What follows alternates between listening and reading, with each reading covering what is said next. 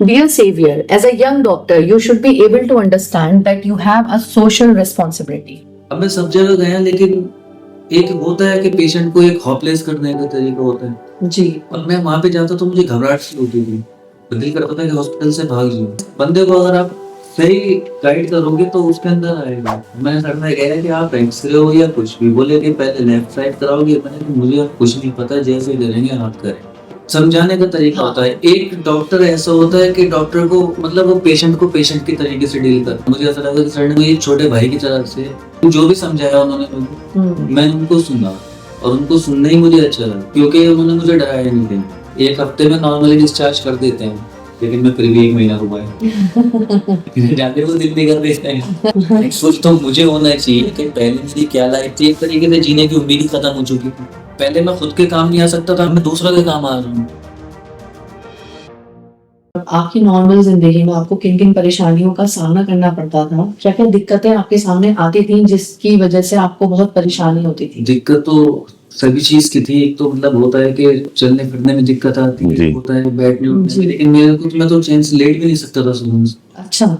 जब तक कि कोई पेन किलर या कोई इंजेक्शन वगैरह नहीं ले लेता तो मेरी नींद भी नहीं आती। अच्छा। इतना टिपिकल था कि जैसे अगर मैं यहाँ से मुझे अभी खड़ा भी होना है तो मैं नहीं हो सकता था। मतलब जो नॉर्मल आपके जो बेसिक काम होते हैं कुछ नहीं कर पाता, वो भी आप नहीं करवा कुछ नहीं कर पाता। अच्छा, नहीं कर बस पाते। ये है कि हाँ कि एग्जिस्टिंग थी मेरी हॉकी उसके जरिए, बस सिर्फ खड़ा हो जाता था अच्छा। और कुछ नहीं। पर लेकिन उस खड़े होने में बैठता है पेन तो 24 घंटे में रहता ही था। अच्छा, 24 आवर्स आपको पेन रहता था। इतना कि बर्दाश्त नहीं होता। तो उसमें आपको मतलब क्या आपके दिमाग में आया कि ऐसा क्या आया आपके दिमाग में कि चलो ठीक है, क्योंकि हम चलते हैं डॉक्टर के पास, उसका ट्रीटमेंट लेते हैं? मैं सब जगह गया, लेकिन एक होता है कि पेशेंट को एक हॉपलेस करने का तरीका होता है। जी। और मैं वहां पे जाता तो मुझे घबराहट सी होती थी, दिल करता था कि हॉस्पिटल से भाग जाऊं। हाँ। लेकिन अब मैं यहाँ पे भी इसे मतलब ये नहीं आया था कि मैं ऑपरेशन कराने आऊंगा, लेकिन सर से मेरी बात हुई 2-4 मिनट तो मुझे तो ऐसा लगा कि मैंने काफी रिलैक्स फील करा कि हाँ यहाँ पे मैं, मुझे पता नहीं क्यों ऐसा लगा कि मैं यहाँ पे कराऊंगा। मैंने सर से बातचीत कर रहा था, कंसल्ट कर रहा था, फिर मैंने सर से कहा कि सर मैं 1 मिनट अभी आपसे 2 मिनट बाद बात करूँगा कि? सर ने बोला ठीक है। मैं बाहर गया, मैंने भाई से फोन करके कहा, मैंने भाई मुझे ऑपरेशन नहीं करना। बोले क्या हुआ? मैंने कहा कुछ नहीं हुआ। मैंने कहा मैं ऑपरेशन नहीं कराऊंगा।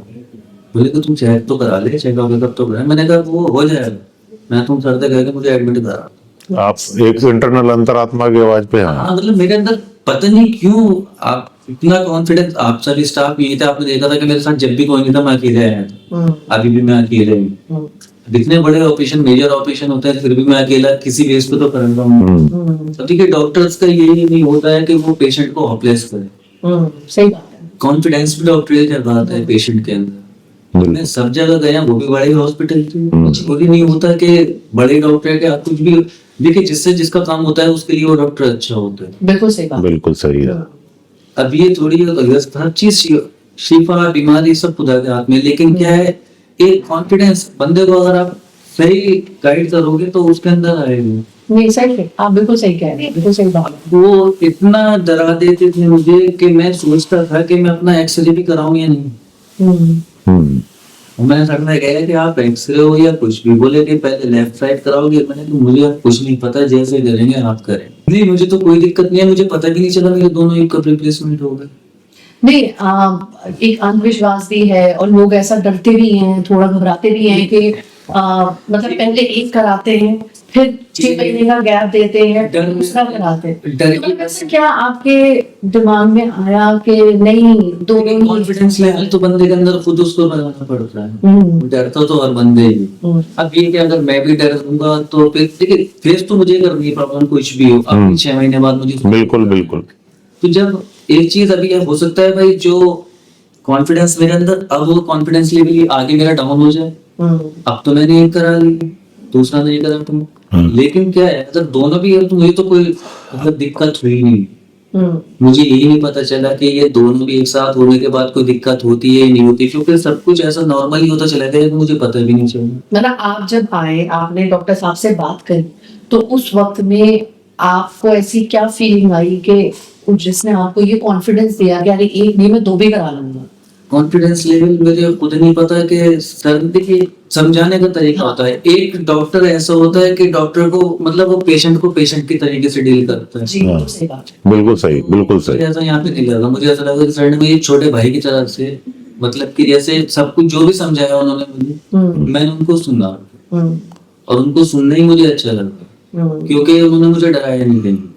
हाँ, आधा यकीन और विश्वास तो आपको वही कॉन्फिडेंस वहीं से आपका गेन वही गेन हो होता है, गया। बस वही होता है। कहते हैं ना कि डॉक्टर की मतलब मरीज की आधी बीमारी तो सिर्फ डॉक्टर से बात करके ही खत्म हो जाती है, अगर डॉक्टर जी। पेशेंट को उस तरीके से हैंडल अब मैं जहाँ भी गया हूँ बड़े बड़े सब जगह गया हॉस्पिटल में, वो नेगेटिव पॉइंट पहले मेरे सामने रखते हैं। जी अब मेरे को अगर तुम ये बताओ कि भाई हाँ ये आपका THR होगा, ये रिप्लेसमेंट मतलब दो साइड एक साथ करेंगे या बाद में करेंगे, जो भी आप उसको समझे ना कि डरा। अब मुझे इतना डरा जाता था कि मैं सोचता था मैं कि यहाँ से चला जाऊँ। मतलब जैसी यहाँ स्थिति, पे आने के बाद जैसे आपको पता है तो सर भी मुझसे 2-3 बार मतलब कह चुके थे, एक हफ्ते में नॉर्मली डिस्चार्ज कर देते हैं, लेकिन मैं फिर भी 1 महीना रुकाया। जाने को दिल नहीं कर देते हैं। आपके सामने ये मैं 1 महीना हाँ, रुका। सर बोले चलिए इन्फेक्शन हो जाएगा, मैंने कहा नहीं अब कुछ नहीं, रुक ही नहीं। अब जिंदगी कैसी है? अब तो मुझे पता नहीं, एक नॉर्मल लाइफ जी रहा हूँ मैं। ये जैसे पहले सोचता था कि कभी शायद सही हो पाऊंगा या नहीं, अपने पैरों पे खड़ा हो पाऊंगा। अब यकीन मानिए ये मतलब ऐसा लगता है कि मुझे पहले कुछ हुआ भी था ही नहीं। बिल्कुल नॉर्मल एक इंसान की तरह आप हैं। आप ये जो अपने नॉर्मल काम है जिनसे आप पहले बहुत जूझते थे, जो आप नहीं कर पाते थे, बेसिक काम जो होते हैं जो इंसान नहीं चाहता किसी दूसरे से करवाना, तो क्या अब आप वो धीरे धीरे करके कर पा रहे हैं या कितना आप सक्सेसफुल हैं उस सब में? मैं बिल्कुल एक्चुअल बताऊंगा आपको, धीरे धीरे नहीं, मैं बिल्कुल फुल कॉन्फिडेंस के लेवल में मैं कर सकता हूँ। अच्छा, मैं करता हूँ, चलिए बहुत अच्छी बहुत बात है। अच्छे। ये भी नहीं करता कि मैं धीरे धीरे हाँ अभी पीछे आया था, लेकिन हालांकि मैं सर ने बताया कि मुझे नीचे बैठना था, सर ने मुझे बिठाया सब कुछ करा, लेकिन ये मैं पहले कर चुका था, मुझे लेकिन सर से नहीं बताऊंगा। मजर भाई एक क्वेश्चन और कि मतलब एक मरीज एक डॉक्टर से क्या उम्मीद करता है? वैसे आपकी बातों से हम जान तो चुके, लेकिन फिर भी हम आपकी जवानी सुनना चाहते हैं। बता रहा हूँ कि एक मरीज को एक डॉक्टर से यही चाहिए कि उसे जो मतलब कि गाइडलाइन उसको बिल्कुल सही बताए। जनरली होता है। उसको एक तो वो पहली परेशान है, डरा हुआ है, अब आप उसको और डराओगे तो वो क्या करेगा। अब सबसे अगर परेशान आपके पास कोई बंदा आ रहा है तो किसी उम्मीद से आ रहा है, जी, तो उसको पेशेंट की नजर से नहीं, ये कम से कम एक इंसानियत की नजर से अगर देखेंगे तो मुझे लगता है कोई डॉक्टर उसको इतना ऑपलेस नहीं करेगा। मजर भाई बिल्कुल एक ऐसा ही क्वेश्चन एक और है आपके लिए कि मरीज का क्या फर्ज है डॉक्टर के लिए? अब मरीज का क्या फर्ज है ये तो आपको सही बता पाएंगे, मेरे क्या फर्ज है। नहीं, मरीज का क्या फर्ज है? तो हमेशा उनको एक, क्योंकि कभी मेरे उनको देख के डॉक्टर वाली फील ही नहीं आई। ये जब भी देखता था तो बड़े भाई की तरह देखता था मैं। ये ये हकीकत है। वो जब भी कोई बैठ आते थे बात करते थे मुझसे तो ऐसे ही करते थे, कभी डॉक्टर वाली बात ही नहीं। तो आधा आधा कॉन्फिडेंस या आधी बीमारी तो इंसान की वैसी सही। वैसे ही खत्म हो गई। सर को पता है मेरी फैमिली में भी कोई नहीं है, ना मम्मी ना पापा भाई बहन कोई नहीं है। अच्छा, सही है। हम मैं अकेला ही आया था और अकेले ही मैंने अपने दोनों ऑपरेशन कराए, कोई नहीं था मेरे साथ। क्योंकि ये इतना बड़ा अब आप देखते होंगे, आप तो खैर 24 घंटे हॉस्पिटल में, किसी की उंगली भी टूटती है तो मेरे ख्याल से पूरे ननिहाल और ददियाल में कोई बचता होगा। हाँ, ऐसा होता है, ऐसा होता है। लेकिन मैं उनको देखता था कि यार बिल्कुल सारी। तो आप यहाँ आए, यहाँ के रहे, तो क्या हम ये कह सकते हैं कि आपके साथ एक नई फैमिली जुड़ गई है, जिसको आप अपना कह सकते हैं? बिल्कुल। अब मैं यहाँ पर आता हूँ, सर पे पूछी, मैं पहले डॉक्टर साहब से मिलते ही पहले सब जगह जाता हूँ। एक न्यू होम आपका, वैसे कहना नहीं चाहिए लेकिन एक न्यू फैमिली आपसे जुड़ गई है। आपको अपनापन लगता है? बन किया। अब ये लगा लीजिए मैंने आपको बताया कि मैं अकेला था, पूरा स्टाफ ही तो मेरा ख्याल नहीं तो रखता था। बहुत मैं कॉन्फिडेंस अगर घर पे चला जाता तो मुझे पता है कि अगर मेरी फैमिली भी होती तो मेरी इतनी केयर घर पे नहीं हो पाती। ये कॉन्फिडेंस क्रिएट करना होता है मरीज के अंदर, जो कि एक डॉक्टर ही दे सकता जो एक डॉक्टर ही दे। तो जाने का भी नहीं कर रहा है। हाँ, 1 महीने बाद मैं घर में रहना, मैंने कहा पलवल को चले जाऊंगा, बोले 24 को डिस्चार्ज कर दो। नहीं, देखिए क्या है ना, हम यही चाहेंगे कि आप बहुत ही हेल्थी तरीके से आए, स्वस्थ रहें और स्वस्थ उसमें आए तो हमें अच्छा रहेगा। अच्छा रहेगा। चाहेंगे कभी भी कि भाई आपको कोई दिक्कत आपको कोई परेशानी नहीं। परेशानी में आप यहाँ नहीं देखिए मैम, हम ये ये तो वो तो खुदा की बनाई हुई चीज थी, जब उसमें आ सकता है तो फिर भी इंसान की बनाई हुई है। अब मैं ये थोड़ी कहूँ कि खुदा ना खास्ता गलती मेरी हो, कहीं पे मैं एक्सीडेंट हुआ है गिर जाऊं या कुछ भी होगा, अगर मैं आके कहूँगा डॉक्टर तुमने आपने ऑपरेशन कैसा किया था, आपने तो 30 साल बोले थे, मैं तो 1 साल में नहीं। अरे तो भाई मैं अपनी गलती से हुआ हूं ना, ये मरीज का और डॉक्टर का हेल्दी रिश्ता है, ये है मरीज का फर्ज, चाहिए ना, यही मरीज का फर्ज है। अपनी कमी भी देखनी चाहिए कि हम बिल्कुल, कहाँ पर हैं। मैं यही पूछ रहा था अगर आपसे। डॉक्टर साहब बोल रहे हैं कि ऐसे चलना है, ऐसे चलना, तो ऐसे ही चलना है। जी, इंस्ट्रक्शंस डॉक्टर देता है उनको फॉलो करो। के हिसाब से बहुत स्ट्रिक्टली फॉलो करना फॉलो चाहिए। हम ही करना है। जी, क्योंकि अब फिर तो हम उनकी ये बताई हुई गाइडलाइन खुद वो फॉलो तो कर दे रहे हैं, अपनी ब्लेम उन पे लगा रहे हैं कि आपने ये किया है, अरे उन्होंने कहा, जो कि इक्वली इम्पोर्टेंट होता है कि आपने जो सर्जरी करी है उतनी ही जरूरी होता है पोस्ट ऑपरेटिव इंस्ट्रक्शंस को फॉलो करना। तो दोनों ही चीजें इक्वली इम्पोर्टेंट होती हैं। तो जो मरीज बहुत अच्छे से उसको फॉलो करते हैं वो हेल्दी लाइफ जीते हैं। बहुत अच्छी जिंदगी जी लेते हैं और बिना किसी परेशानी के, जो नहीं करते एहतियाती करते हैं तो उनके साथ प्रॉब्लम्स तो कुछ ना कुछ ऊपर नीचे करके आती ही हैं। अभी मैंने लास्ट वीक आया था, सर ने मेरे को बुलाया था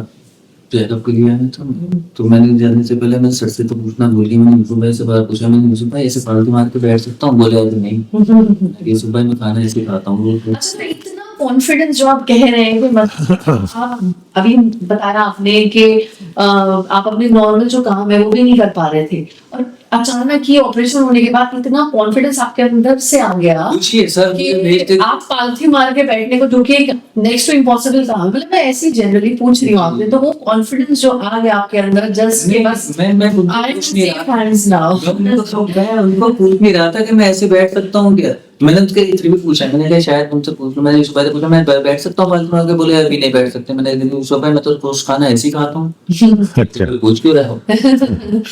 नहीं, आप सोचिए ना कि जिनके दोनों हिप रिप्लेसमेंट हुए हुए हों, वो एक साथ हुआ हो, ये भी नहीं कि हमने 6 महीने के गैप पे, एक साथ हुआ हो, और वो दोनों हिप रिप्लेसमेंट होने के बाद अगर पेशेंट के अंदर इतना कॉन्फिडेंस खुद से आ रहा है, ये नहीं कि डॉक्टर ने बोला है, खुद से आ रहा है कि वो आलती पालती मार के बैठ के अगर अपना नॉर्मल रूटीन वर्क भी कर पा रहे हैं, तो यही हमें एक सक्सेसफुल डॉक्टर या एक उसकी पहचान होती है। बिल्कुल बिल्कुल। क्योंकि एक डॉक्टर मोटिव होता है कि जो सिर्फ ट्रीटमेंट के जरिए नहीं, अपने नेचर के थ्रू भी डॉक्टर्स अगर पेशेंट के अंदर डॉक्टर सबसे बात करते हैं। जी, मैं अभी बाहर जितने भी पेशेंट बैठे होंगे डॉक्टर साहब सबसे बात कर रहे होंगे सर, लेकिन ये पेशेंट को भी समझना चाहिए कि डॉक्टर हमसे किस लहजे में बात कर रहे हैं, उनकी बात को समझना चाहिए। लेकिन यहाँ पे सिर्फ पेशेंट का दिमाग किस चीज पर रहता है, उनके मेन दिमाग में क्या चलती है, 2 चीज, एक तो मैं सही हूँ या नहीं सही हूँ, दूसरा मेरा खर्च कितना आएगा, बस खर्च। खर्च। आपका क्या कहना है? खर्च को लेके मुझे जैसे आप वहां गए थे, वहां पे मैं- आपको बहुत बताए होंगे जो भी चार्जेस होते हैं वहाँ। जब इन्होंने बताए होंगे, लेकिन मुझे एक तरीके से मतलब ऐसा लगा कि अगर वो मुझे 50% भी डिस्काउंट अगर सब कहीं देते तो जब भी इतना नहीं होता।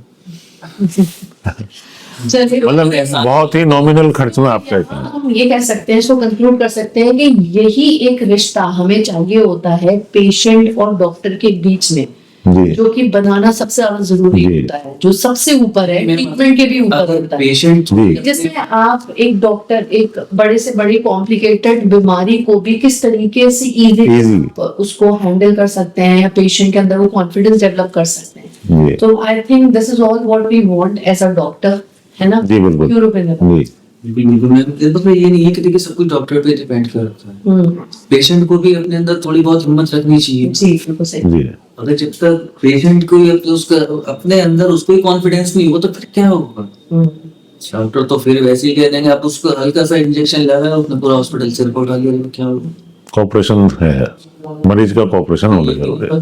डॉक्टर का ऑपरेशन भी चल रहा था, डॉक्टर साहब से कंटिन्यू बात कर रहा सो था। बेसिकली कोऑपरेशन दोनों तरफ से होना चाहिए, जी जी जिसमें ये है कि equally it is a kind of a mutual relation जी बिल्कुल। दोनों तरफ से, कि पेशेंट की तरफ से भी एक तरफ से और डॉक्टर की तरफ से भी होता है। जी। अब सर आई थिंक हमारी जो जीत है वो इसी चीज में है कि आप हमें एज अ फैमिली कंसिडर करते हैं अपने लिए, तो you have a new family, हम ऐसे ही करते हैं आप। तो हमारे लिए भी आप इसी तरीके से ही है। जब मैं फर्स्ट टाइम आया था, मैं अच्छा इतनी जगह से जब इंसान टूट के आएगा और सब जगह से परेशान होकर आएगा तो वो थोड़ा नर्वस तो हो। जी बिल्कुल 100%। तो मुझे पता नहीं कि मैं सबसे बात करूंगा तो मुझसे इस तरीके से बात हो जाएगी और ऐसा होगा।